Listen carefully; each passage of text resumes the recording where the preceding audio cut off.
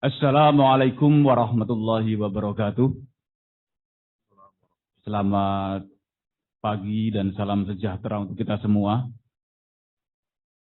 Terima kasih atas kesempatan hadir di sini pada Badan Kesbangpol Provinsi Jawa Tengah.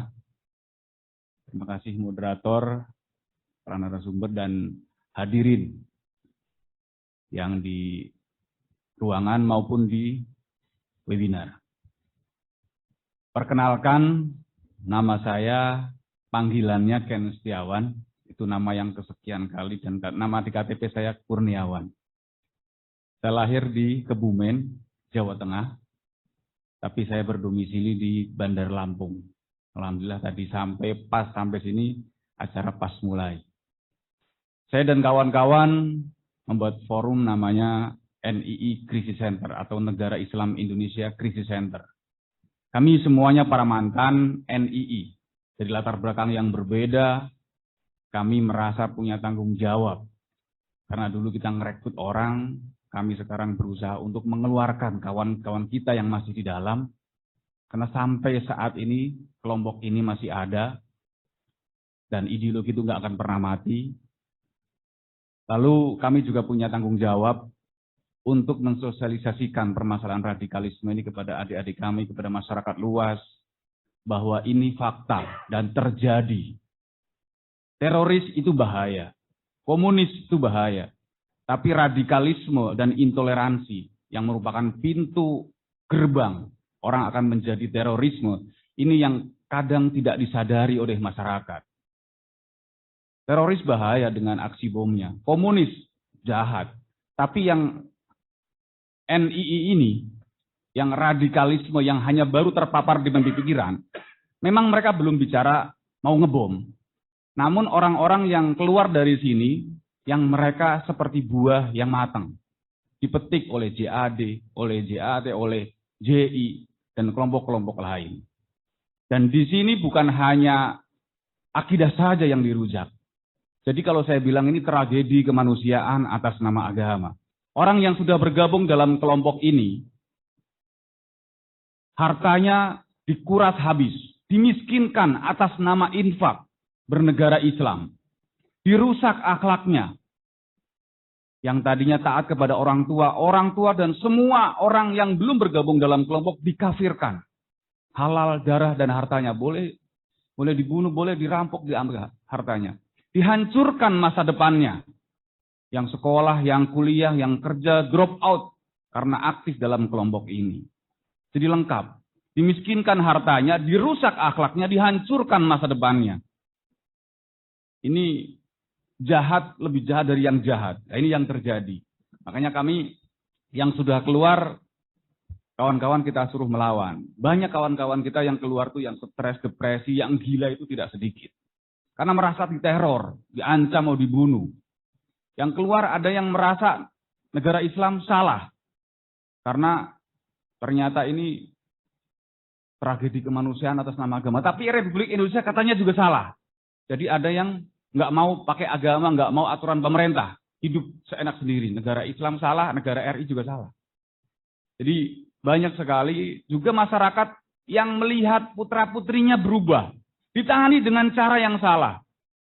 Tiba-tiba anaknya menjadi pemarah.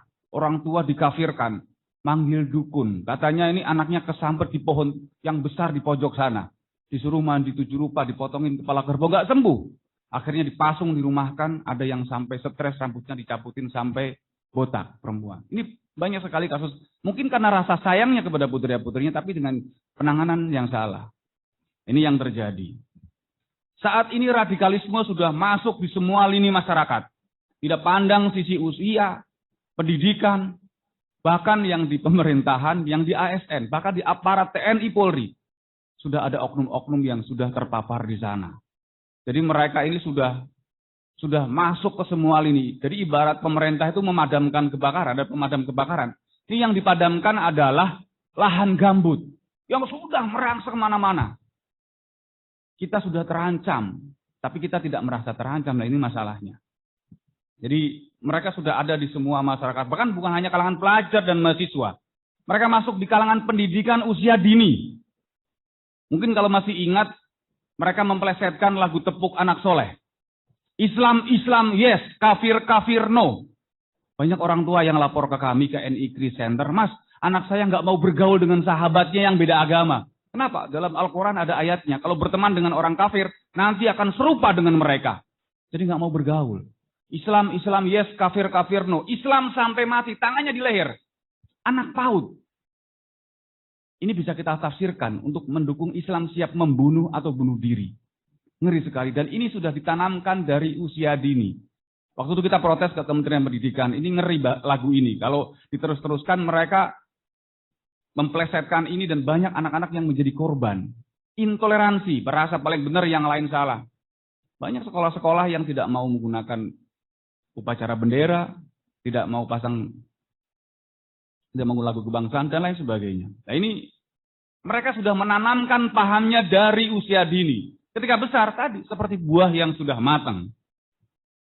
Lalu bagaimana peran media sosial? Sangat drastis. Mereka itu 24 jam bergerak. Kita yang mayoritas, yang katanya moderat, nasionalisme. Kita diam. Media sosial begitu cepat. Mungkin jumlah mereka tidak begitu banyak. Misalnya di grup-grup WhatsApp, 257 orang. Yang radikal paling 1-2 orang. Tapi mereka terus-terusan menyebarkan pahamnya. Hoax yang mereka anggap sebagai kebenaran. Dan masyarakat kadang melihatnya, ini yang menyebarkan tokoh agama. Oh iya, berarti benar ada ayatnya. Beras, ini yang akhirnya berita itu mudah menyebar di masyarakat. Karena media sosial itu mudah diakses. Jadi audiensnya luas. Bisa pakai akun-akun anonim.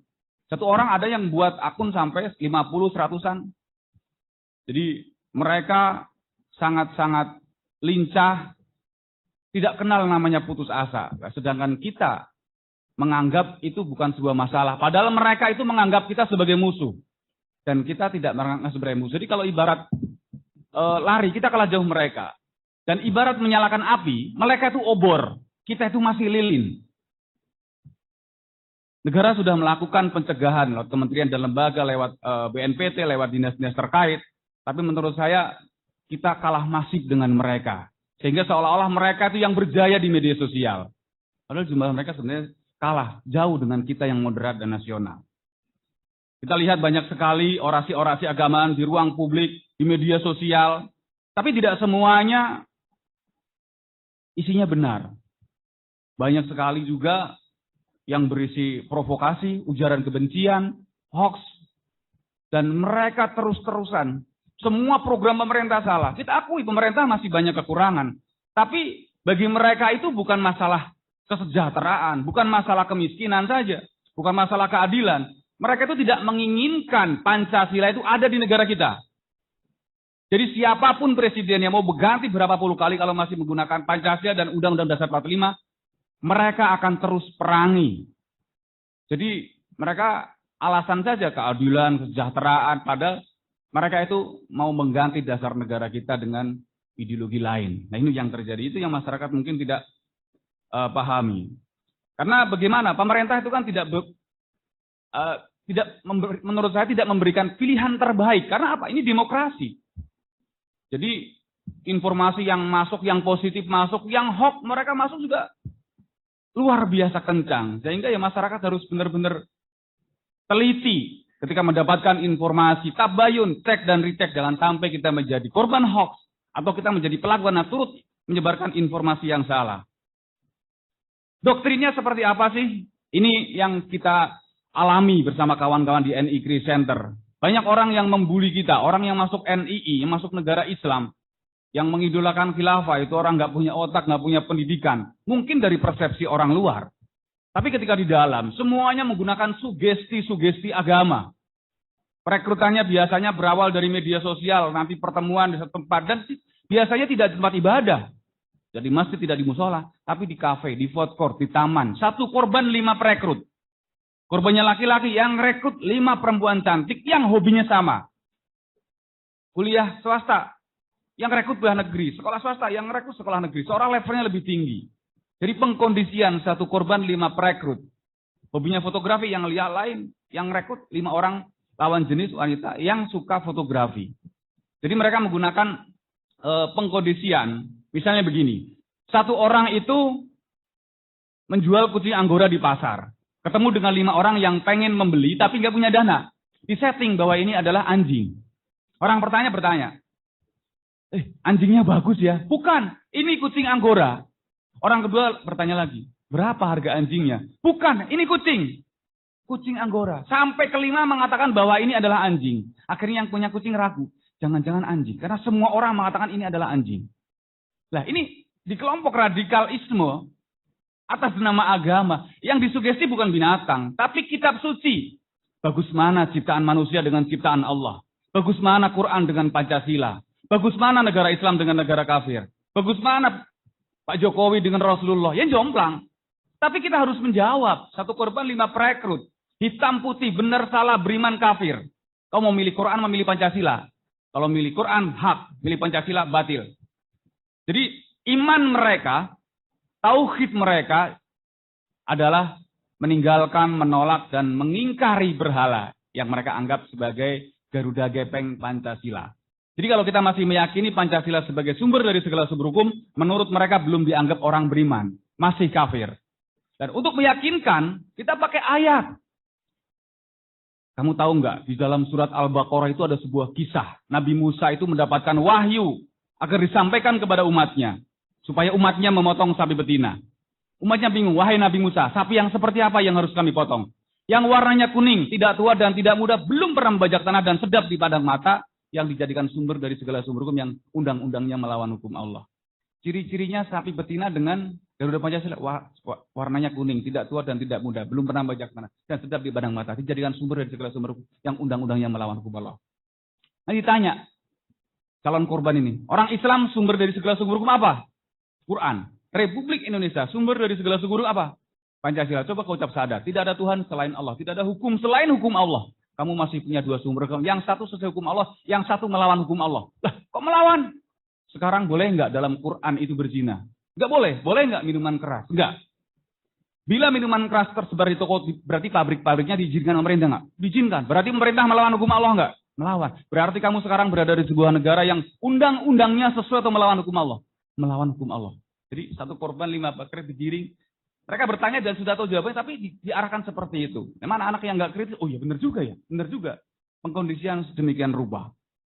Jadi kalau kita masih meyakini Pancasila sebagai sumber dari segala sumber hukum, belum dianggap orang beriman. Saya dulu dan kawan-kawan, ketika ada kita bilang dulu Garuda Gepeng, kita lempar, kita injek-injek, ini tauhidnya Indonesia. Jadi kita itu seperti buah apel, misalnya. Baru kita petik, bahkan masuk supermarket dibungkus aluminium foil, steril. Tapi apel itu kita tentek tiba-tiba jatuh ke tempat sampah. Apel yang steril berada di tempat sampah, kira-kira nilainya apel atau sampah? Sampah. Kita di Indonesia, walaupun KTP Islam, rajin ibadah, berada di sebuah tempat yang menurut mereka tidak sesuai dengan hukum Allah.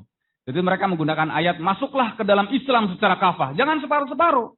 Seperti pohon, akarnya mangga, batanya mangga, pasti buahnya mangga.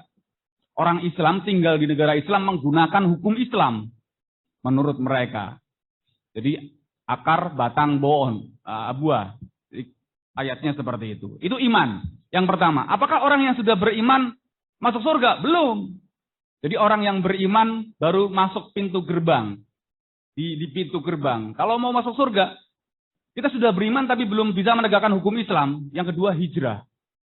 Karena negara kita itu RI masih kafir, harus pindah ke negara yang hak. Jadi nanti ada proses perpindahan kewarganegaraan. Misalnya, saya nama Ken Setiawan. Hari ini menanggalkan kewarganegaraan Republik Indonesia. Selanjutnya, mohon diterima sebagai warga negara Islam Indonesia. Satu forum dulu biasanya 20 orang. Jadi ada penanggalan kewarganegaraan, nanti ada baiat, 9 poin baiat yang intinya kita taat kepada pimpinan. Karena pimpinan adalah wakil Allah di muka bumi. Rasul. Mereka rasul-rasul baru. Rasul itu seperti seorang lurah, orangnya meninggal, jabatannya akan berlanjut sampai sekarang. Mereka menggunakan sejarah umatnya Nabi ketika diajak hijrah dari Mekah ke Yasrib nggak mau. Wahai Nabi, saya nggak mau hijrah. Rumahku, bisnisku, usahaku ada di Mekah. Kalau ke Yasrib mau makan apa? Nah, di Al-Quran diabadikan orang yang nggak mau hijrah ini ketika terjadi peperangan, orang ini meninggal dan masuk neraka jahanam. Jadi ada dialog di Al-Quran yang artinya kurang lebih seperti ini. Malaikat bertanya kepada orang yang rajin ibadah namun masuk neraka jahanam. Dalam keadaan bagaimana kamu meninggal? Orang ini menjawab, kami adalah orang-orang yang tertindas di negeri Mekah. Lalu malaikat bertanya lagi, kenapa tidak hijrah? Bumi Allah itu kan luas. Orang-orang ini tempatnya adalah neraka jahanam. Dan jahanam adalah seburuk-buruknya tempat kembali. Jadi kita ditakut-takutin dengan ayat. Oh iya, akhirnya kita hijrah. Pindah warga, baiat. Baru selanjutnya kita adalah jihad. Jihad adalah apa? Bersungguh-sungguh, totalitas dalam berjuang. Jihad itu adalah memerangi orang kafir. Termasuk harta orang kafir boleh kita ambil, boleh kita curi. Saya dulu, kalau mungkin adik-adik atau mungkin bapak ibu guru yang pernah dengar berita di TV dan di koran tahun 2003, 2000 sampai 2000. Kalau berita di TV, pembantu baru kerja 1 hari gasak harta majikan, mohon maaf, itu kerjaan saya dan kawan-kawan. Harta orang kafir nggak apa-apa. Jadi kalau kita butuh dana, siapin 5 orang tim kita perempuan, palsuin KTP, ijazah, dan kartu keluarga, beli lowongan koran yang banyak lowongan pembantu, nggak usah ngitung 1 minggu, 1 bulan, 1 hari majikan pergi anak sekolah. Telepon, Abi, rumah kosong, kita bawa mobil, kalau perlu bawa truk, nggak apa-apa. Harta orang kafir kita ambil. Jadi dalam kondisi perang namanya fa'i, harta rampasan perang boleh dipakai untuk perjuangan. Dan semua orang di luar kelompok kita kafir semua. Termasuk kalangan pelajar dan mahasiswa. Ketika bergabung pasti akan nipu orang tuanya. Ini banyak orang tua yang nggak kritis.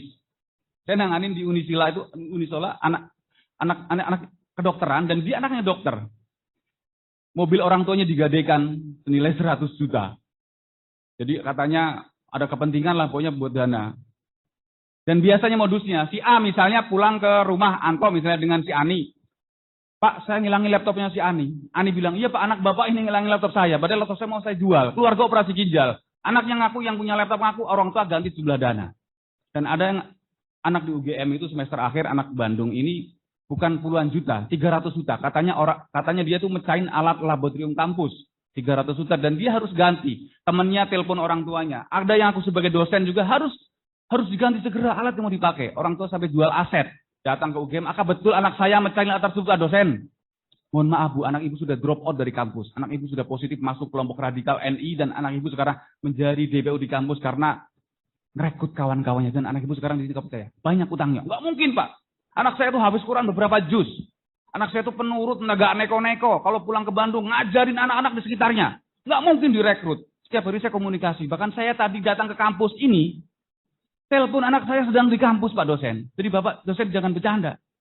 Ibu, kalau memang anak ibu di kampus, telepon depan saya di speaker, minta ketemu dengan saya di ruangan sekarang. Di telepon depan dosen di speaker, nak lagi di mana? Lagi di kampus, Bu. Kampus mana, nak? Ibu lagi di kampus ketemu dosen, menurut dosen kamu sudah drop out dan kamu nipu ibu ternyata. Kalau di kampus ketemu sama ibu di ruangan. HP dimatiin sampai sekarang anaknya hilang nggak tahu kemana. Bagaimana perasaan orang tua yang berharap anaknya menjadi kebanggaan keluarga, pupus sudah. Yang menjadi korban bukan hanya anaknya saja, keluarga menjadi korban. Sekolah, kampus menjadi korban karena kelompok ini tidak berdiri untuk dirinya sendiri.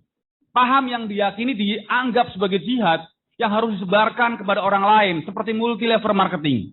1 merekrut 5, 10, 20 dan dia tidak akan pernah berhenti sebelum ada ideologi baru yang menurut dia lebih bagus dari yang dia yakini saat ini. Sakaunya lebih sakau dari narkoba kelompok ini. Jadi dan dilematisnya adalah banyak orang tua yang lapor ke kita, Mas, menurut Mas bagaimana bagus mana? Anak saya dulu urakan. Anak saya itu trek-trekan narkoba. Sekarang ketika bergabung dengan kelompok yang katanya maskan radikal, sekarang rajin ibadah. Saya tanya, akhlaknya gimana anak ibu? Ya katanya negara ini togut. Katanya orang tua saya juga dikafirkan, tapi dia sekarang rajin ibadah.